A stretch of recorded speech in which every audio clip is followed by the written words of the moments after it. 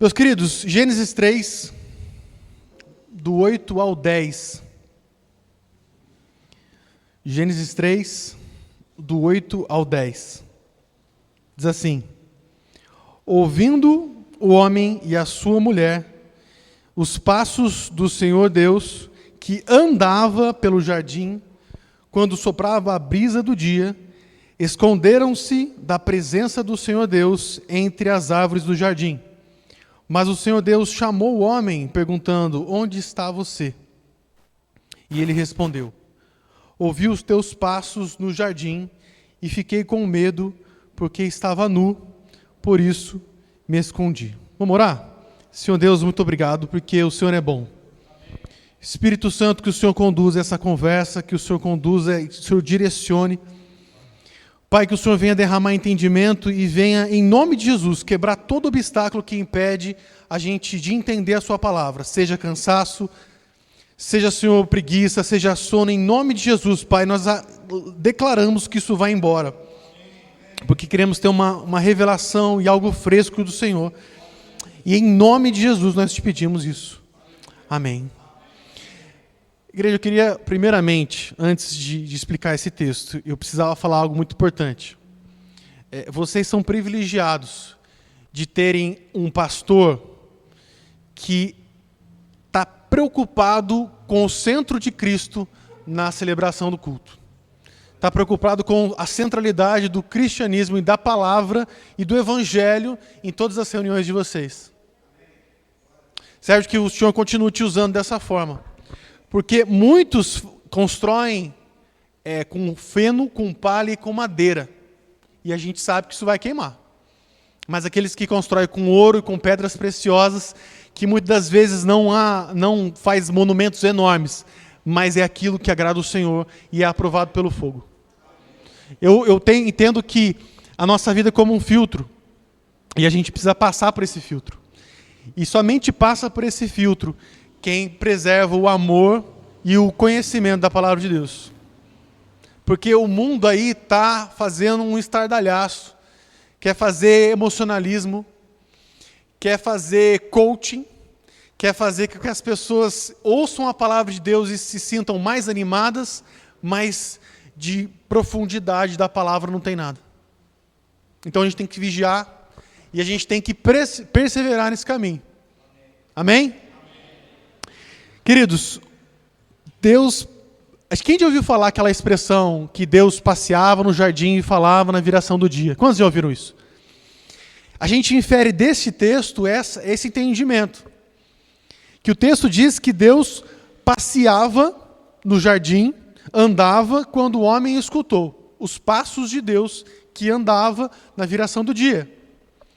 Então a gente tem esse entendimento que Adão já sabia que Deus estava chegando para conversar com ele. Mas algo aconteceu que o impediu de estar lá presente para ouvir a voz de Deus, conversar com Deus. E eu não vou me alongar nesse texto, mas o que aconteceu antes foi o quê? A queda do homem. Ele desobedeceu. O pecado fez com que o homem se escondesse da presença de Deus para não orar. Fez com que se escondesse da presença de Deus para não ter aquele momento diário de relacionamento. E é bom que a gente faça esse link, oração e relacionamento. Porque as duas coisas são sinônimas. E eu não vou aqui falar grandes experiências de oração, nem vou falar histórias tremendas de oração. Eu não vou falar com vocês hoje sobre vários tipos de oração. Os 14 tipos de oração para alcançar a vitória. Não é esse o propósito.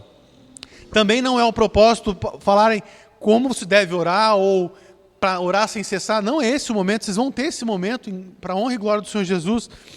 Mas hoje eu queria adentrar um pouco mais ao longo da palavra e queria falar com vocês desse problemão que a gente arranjou aqui. Que é a separação do relacionamento com Deus. Relacionamento que é a oração.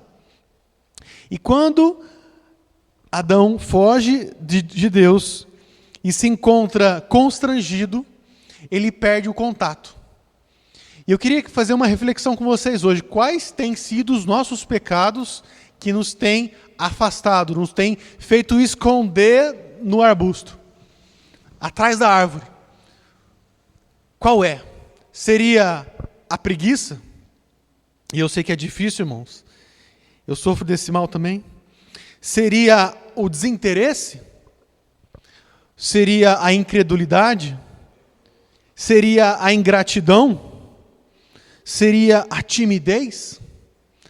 Ou seria a inconstância? A gente pode linkar vários aqui. Mas a gente tem falhado, pelo menos eu posso dizer por mim, e confesso perante a igreja, que eu não oro o tanto que eu gostaria de orar, eu não oro o tanto que eu deveria orar, e não oro o tanto que Deus gostaria de me ouvir orando.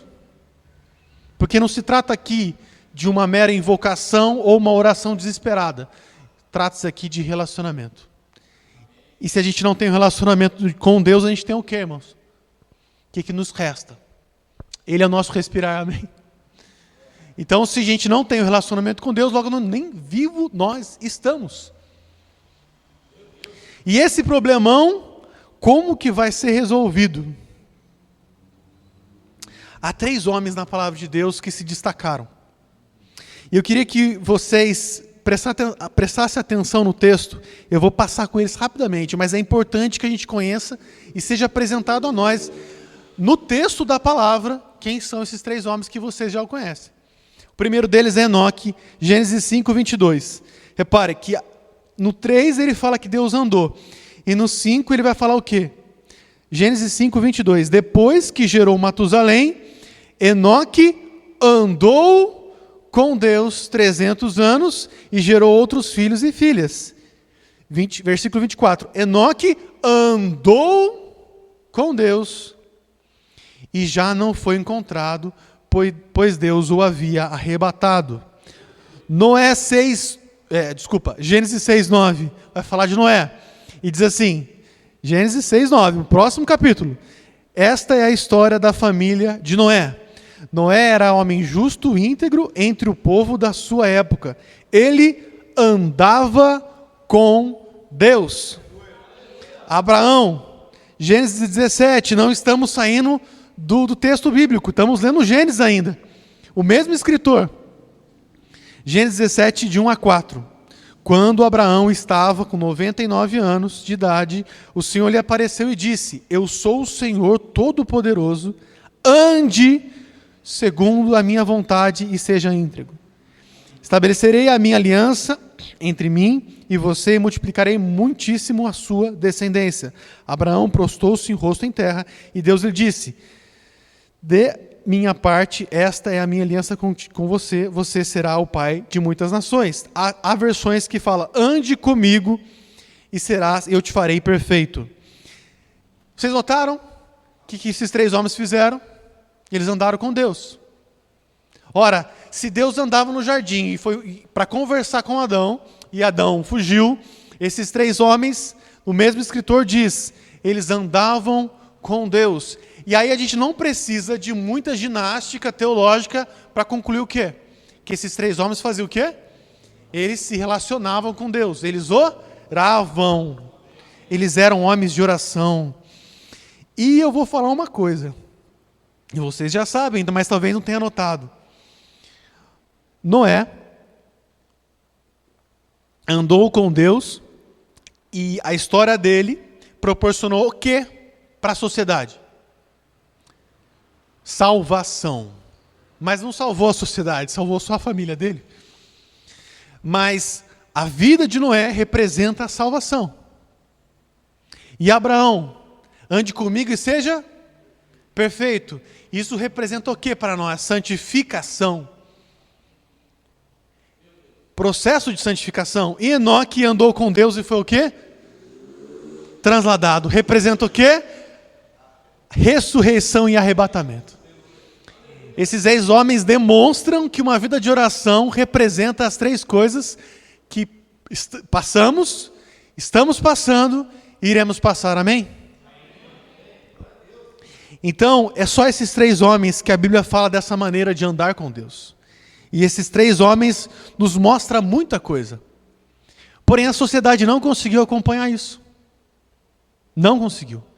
2 deles foi na época pré-diluviana. Deus veio, inundou o mundo, tanta maldade, mistura entre raças, mas daí a gente, entre gigantes na terra, esse é outro assunto que não vamos abordar aqui. Porém, Deus precisava dar continuidade a essa população, esses seus filhos, e Ele prepara uma geração gerada por Ele mesmo. Deus gera um povo do zero. Quando a gente fala do povo hebreu, o povo escolhido, na verdade Deus está gerando do zero esse povo. Não é um povo queridinho, porque Deus está passando aqui, aquele povo é legal. O pessoal da Batista da Comunhão, gente boa, pessoal caloroso, pessoal bonito, pessoal cheiroso, é esse povo que vai ser meu escolhido. Não, Ele gerou de Abraão um povo. E quando Ele gera de Abraão, Ele faz o Abraão que andou com Deus, tá? Grava isso que é importante. Não gerou de qualquer homem, gerou de um homem que andou com Deus. E quando Ele gera, Ele faz uma promessa para Abraão. E essa promessa é que o povo seria escravizado. Mas que Ele libertaria esse povo. E esse povo, na escravidão, o povo de Deus, gerado de Abraão, na escravidão, que representa a nossa vida sem oração, a nossa vida distante do Senhor, esse povo faz a primeira oração que nos cabe fazer. Vamos ler? Êxodo 2, 23 a 25. Esse povo gerado por Deus, depois do caos de uma vida de separação, esse povo clama ao Senhor. Êxodo 2, 23 a 25. Muito tempo depois morreu o rei do Egito, e os israelitas gemiam e clamavam debaixo da escravidão. E o seu clamor subiu até Deus. Ouviu Deus o lamento deles e lembrou-se da aliança que fizera com Abraão, Isaque e Jacó. Deus olhou para os israelitas e viu qual era a situação deles. Irmãos, eles clamaram, eles se desesperaram, eles invocaram, mas não foi o choro ardente, não foi o sofrimento, não foi o desespero, não foi a histeria do caos e da amargura da escravidão que chamou a atenção de Deus. O que chamou a atenção de Deus foi que Ele se lembrou da aliança que tinha com Abraão. Esse povo só era algo diferente ou especial, digamos assim, porque eles carregavam a herança de Abraão. E por que é importante trazer para a oração a aliança? Porque Deus nos olha com misericórdia, porque Ele vê em nós o sangue do Filho dEle. Sem o sangue do Filho dEle, o que seríamos de nós? Então, para começar qualquer brincadeira de oração, a gente precisa invocar o Senhor e fazê-lo lembrar da aliança que Ele tem no sangue do Teu Filho. Eu queria aproveitar esse momento e fazer uma oração. Vamos falar com o Senhor, Pai amado e querido. Nós interrompemos esse momento, Pai, para que o Senhor continue falando. E continue olhando por nós, nosso coração, nosso ouvido, com o sangue do Teu Filho. Lembra-se, Senhor, da aliança que o Senhor tem, porque ela te custou tudo, ela te custou o melhor. Então nós estamos aqui reunidos, Pai, invocando o sangue de Jesus. Venha sobre nós. Amém. Nesse contexto de clamor e de invocação, Deus escuta a oração do povo dele e lembra-se da aliança. Queridos, para qualquer início de brincadeira de oração, e digo brincadeira para começar o jogo, sabe quando a gente fala? Para começar o game, antes de mais nada, a gente tem que se arrepender. Não existe oração sem falar, Senhor, tem misericórdia de mim. tem misericórdia da minha fraqueza, da minha miséria. E aí você abre o caminho do céu para que Deus veja você limpo e remido. Amém? Arrependido. Mas, irmãos, a libertação do Egito não foi suficiente para que o povo acordasse e voltasse ao relacionamento com Deus. E aí, quem gosta de passear um pouco pelo Velho Testamento vai perceber os altos e baixos do povo dele. E é muito assim, cômico, né? Você vê, e fez o que era mal aos olhos do Senhor, e foi escravizado e perderam batalhas. E raramente, nessas várias andanças ruins, tem um lá que se levanta, lembra da palavra, começa a obedecer ao Senhor, e faz as orações, faz os sacrifícios corretos, porque o incenso suave, o que agradava o Senhor é o incenso do sacrifício. Então, nesses altos e baixos, ele levanta um profeta, no momento do exílio, e resolve de vez essa parada. Aliás, não resolve, promete como será resolvido o problema do relacionamento entre o homem e Deus, que é um problema de oração. O povo não orava como deveria orar. Eles rasgavam as vestes, faziam orações estrondosas, mas o coração estava distante. Deus precisava resolver qual era a oração e a vida de oração que restauraria o Éden para o povo dele. Como restaurar aquele Éden? Então ele levanta um profeta. E esse profeta vai profetizar, obviamente, a libertação plena, real e suficiente. Ele ia profetizar a resolução plena do grande problema da humanidade, que era relacionamento com Deus. Joel, capítulo 2, versículo 28. Como resolver um problemão de oração e relacionamento, uma vez que o homem foi ministrado várias vezes, era educado por Deus, mas ele não orava como tinha que orar. Se o povo dele não orava como tinha que orar, como que o povo dele ia ensinar o mundo? Então Joel diz o seguinte: e depois disso, deixa eu só explicar antes de continuar, era um contexto de catástrofe, era um contexto de juízo, e era um contexto em que Deus, o texto diz que Deus é rico em misericórdia. Ele é tarde para se irar, e facilmente ele tem a misericórdia do povo. Então, nesse contexto, Joel começa a profetizar. Agora sim, e depois disso, derramarei o meu espírito sobre todos os povos.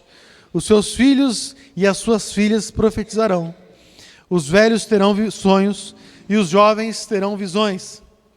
Até sobre os servos e as servas derramarei o meu espírito naqueles dias.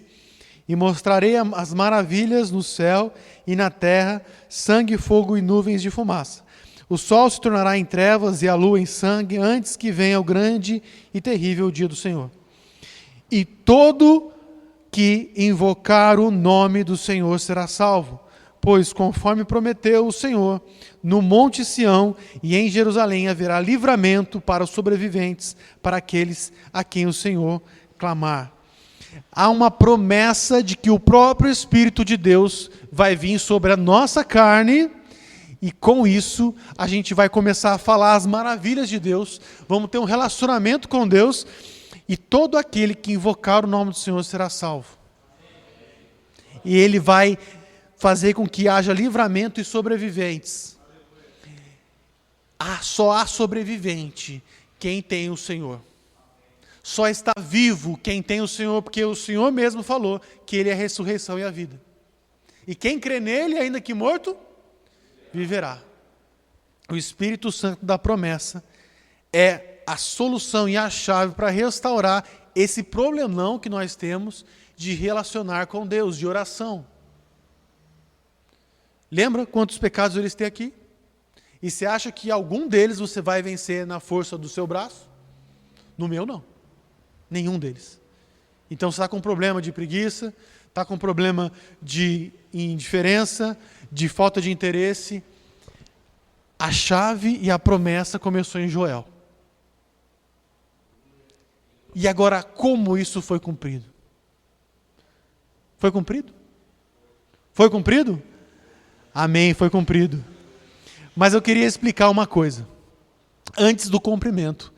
Na porta do cumprimento, no finalzinho onde Joel ia, onde a profecia ia se concretizar, Jesus ministra algo tremendo na vida dos discípulos. Algo tremendo. João 16, Evangelho de João, capítulo 16.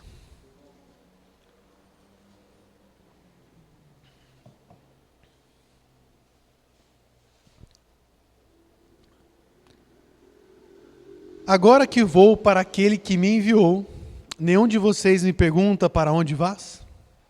Porque falei essas coisas e o coração de vocês encheu-se de tristeza. Mas eu lhe afirmo que para o bem de vocês é que eu vou. Se eu não for, o Conselheiro, o Espírito Santo, não virá para vocês. Mas se eu for, eu o enviarei. E quando ele vier, convencerá o mundo do pecado, da justiça e do juízo. Neste mesmo contexto, um pouco mais para frente, no versículo 22, diz o seguinte, Jesus falando ainda, assim acontece com vocês. Agora é a hora de tristeza para vocês, mas eu os verei outra vez. E vocês se alegrarão, e ninguém lhes tirará esta alegria. Ninguém lhes tirará esta alegria. Naquele dia vocês não me perguntarão mais nada. Eu lhes asseguro que o meu Pai lhes dará tudo o que pedirem em meu nome.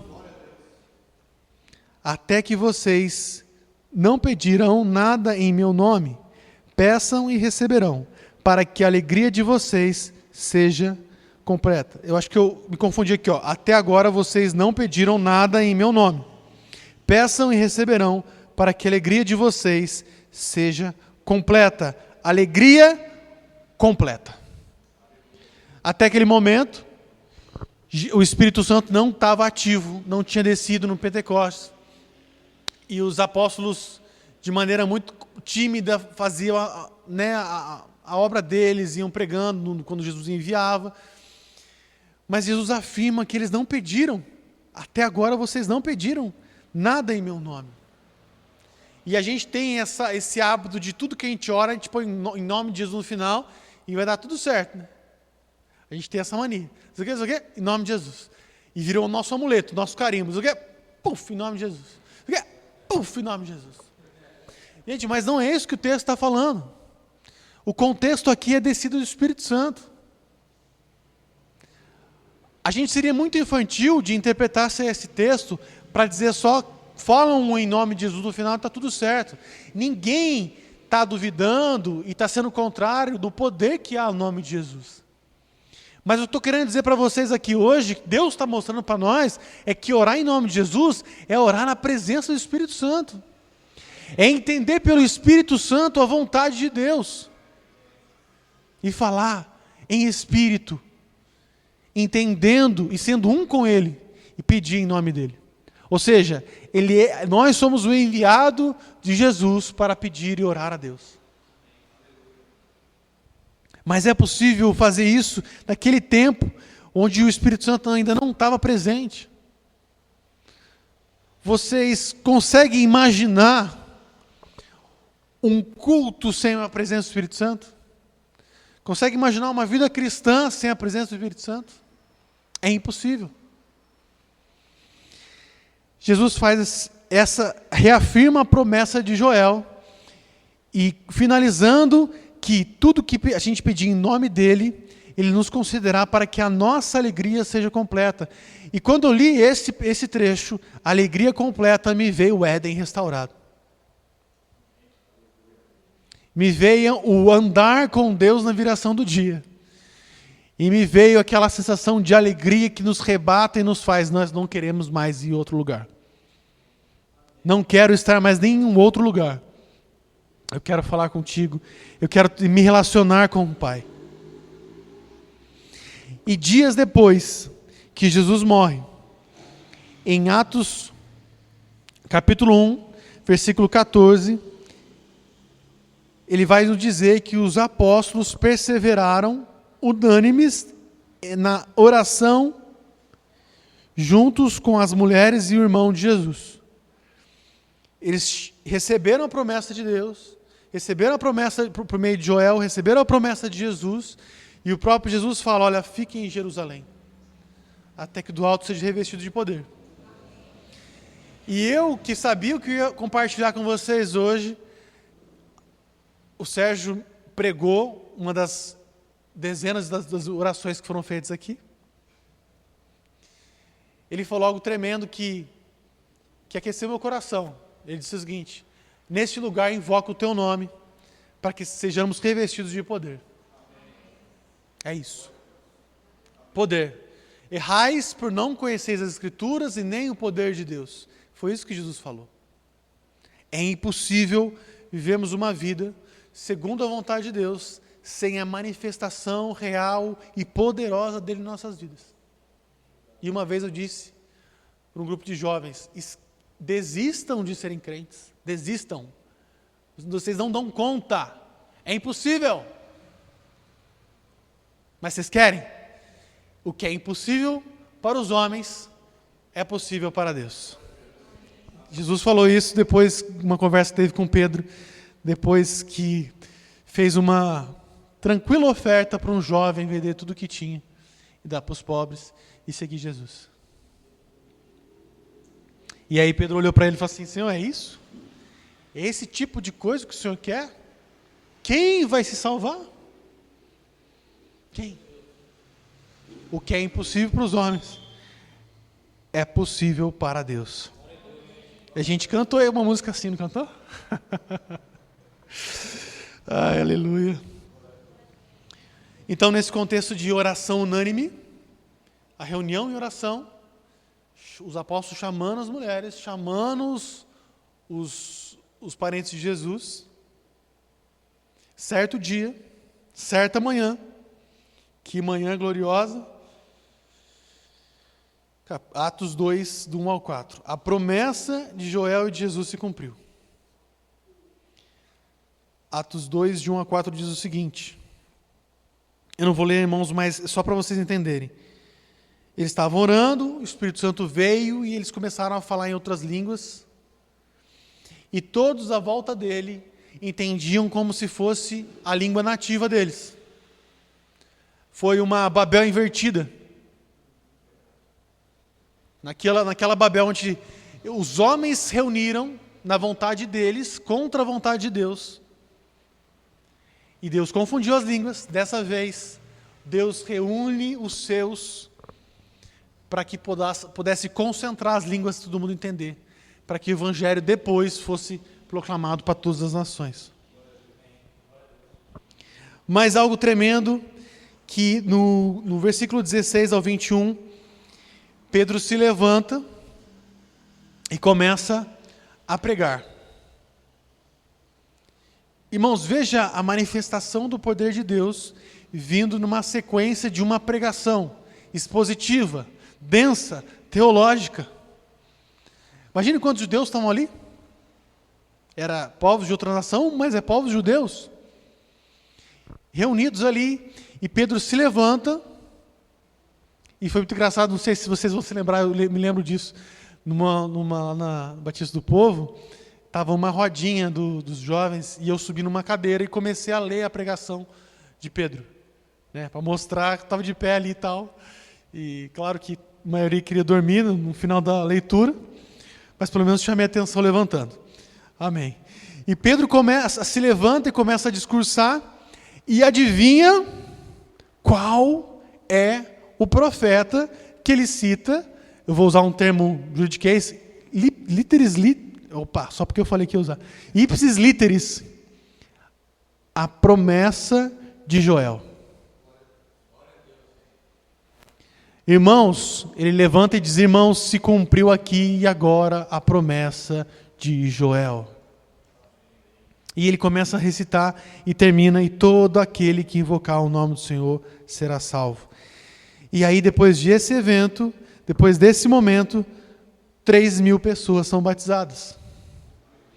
E após 3.000 pessoas serem batizadas, o que eles fizeram? Se reuniram em células e começaram a perseverar na doutrina dos apóstolos, que não era uma doutrina daquela igreja, cheia de regras, não. Era a doutrina da oração, da palavra e de fazer churrasco junto. Era só isso. Amar, dividir o pão, orar, estar junto. Simples, simples, simples, simples. Agora, qual seria o rumo dessa história se o Espírito Santo não tivesse ali? Se o Espírito Santo não tivesse inundado o coração de cada um e não tivesse proporcionado uma restauração do Éden? Irmãos, Pedro voltaria a pescar, Mateus talvez voltaria a cobrar impostos, cada um ia seguir sua vida, e a mensagem ficaria talvez enfraquecida. Mas essa hipótese não existe. Essa hipótese não existe. Porque é Deus que opera tudo em todos, o querer e o realizar. Então, quando nós estivermos naquele momento em que nos sentimos fracos, impotentes e desanimados da oração, de relacionamento com Deus, clame, invoque, peça perdão, mas traga o Espírito Santo nessa hora, porque Ele está acessível, e Ele está acessível porque Jesus comprou com o seu próprio sangue a oportunidade de nós termos o Espírito Santo da promessa. Se não fosse o sangue de Jesus, se não fosse isso, não teria. Deus providencia uma nova aliança perfeita e completa pelo sangue do seu Filho, o único capaz de limpar o homem a tal ponto para que seja possível se derramar sobre nós o Espírito Santo, restaurando o relacionamento do Éden, no qual podemos andar com Deus, andar em Deus e andar para Deus. Amém? Amém? Aleluia. Irmãos, o Espírito Santo nos torna possível vivemos a vontade de Deus e nos torna possível ter uma vida de oração. Ele é a chave. Muitos podem, pela sua performance, buscar o Senhor e orar horas sem cessar. Deus elogiou de maneira até pejorativa. Jesus, de maneira pejorativa, mostrou: olha só, os fariseus fazem grandes orações, altas orações, desprezam o órfão e a viúva, roubam das ovelhas, para depois fazer altas orações como quem quer compensar. Mas ele fala só: não é performance, não é esforço humano, não é sacrifício. Muito embora tenha o nosso momento de falar assim: vamos tomar vergonha na cara, vamos se esforçar. Mas se você não tiver o entendimento de que o Espírito Santo é o único capaz de entrar no teu coração e fazer falar aquilo que Deus precisa ouvir através da sua boca, a gente não vai sair do lugar. O Espírito Santo precisa ser inundado na nossa vida. E isso tem que gerar em nós um interesse e uma vontade em buscar o Senhor a cada dia. Não é à toa que o salmista, ele engrandece a presença de Deus, engrandece a palavra de Deus, trata aquilo como um deleite. E aí eu lembro daquele famoso versículo: deleita-te no Senhor, e Ele fará a vontade do teu coração. Quando a vontade do teu coração for a vontade de Deus, pela identificação do Espírito Santo, então Ele vai fazer qualquer coisa por nós. E aí, isso aí é um confronto, é um espelho para nós, porque a gente olha essa realidade, vê essa realidade tão grandiosa e tremenda e pergunta: por que isso ainda não é tão real na nossa vida? Eu pergunto para mim e pergunto para vocês: por que ainda não é tão real isso na nossa vida? A gente está lidando com algo muito sério, muito precioso, algo eterno que vai fazer diferença para sempre. Não vai ser algo que vai murchar. Romanos 8, versículo 26 ao 27.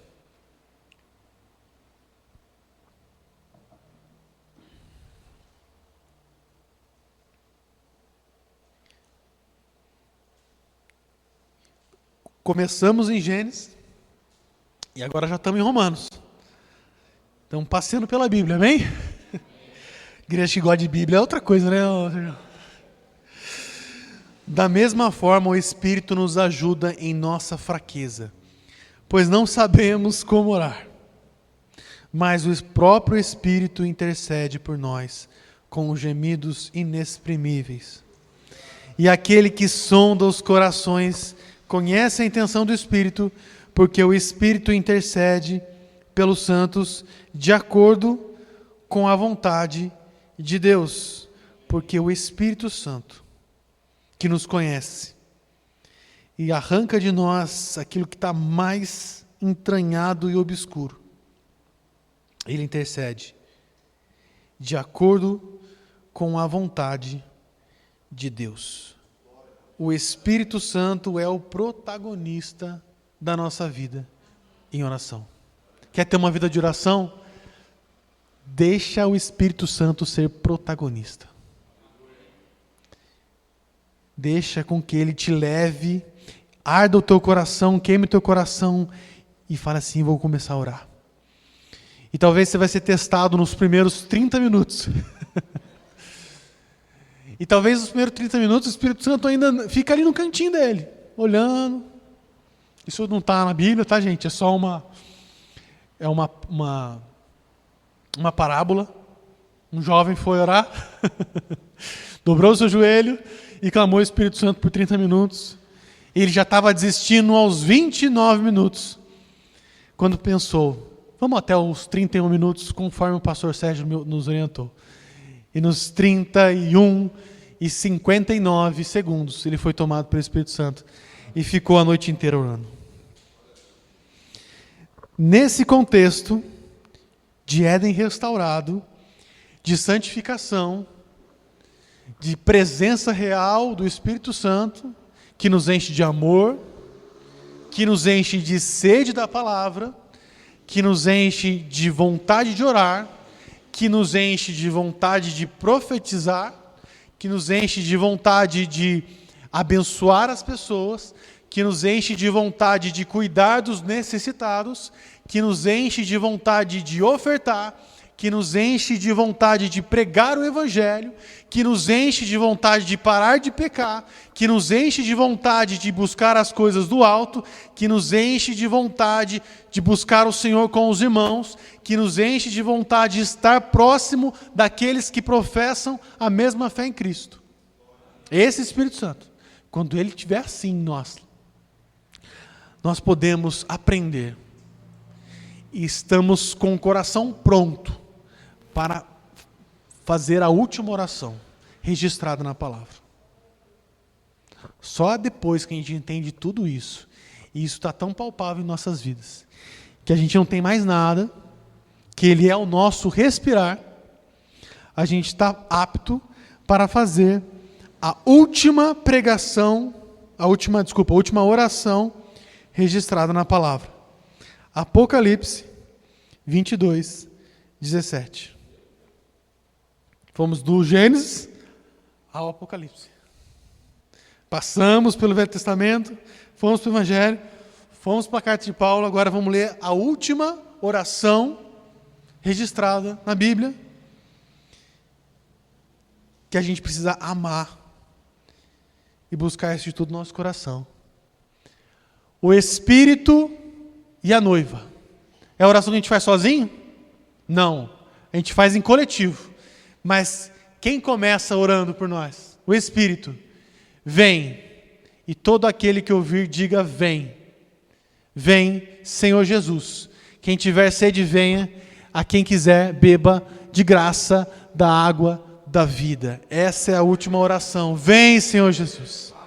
Vem. Nós já te conhecemos pelo Espírito Santo. Nós ouvimos a tua história, ouvimos a tua promessa, caminhamos contigo esse presente pequeno que o Senhor nos deu à vida, aqui nessa terra. E o Senhor nos deu o barro vazio, possibilitou que fosse enchido pelo Espírito Santo, o azeite. E agora nós estamos prontos para entregar isso para o nosso Senhor quando a gente encontrar. Amém? Vamos ficar de pé então?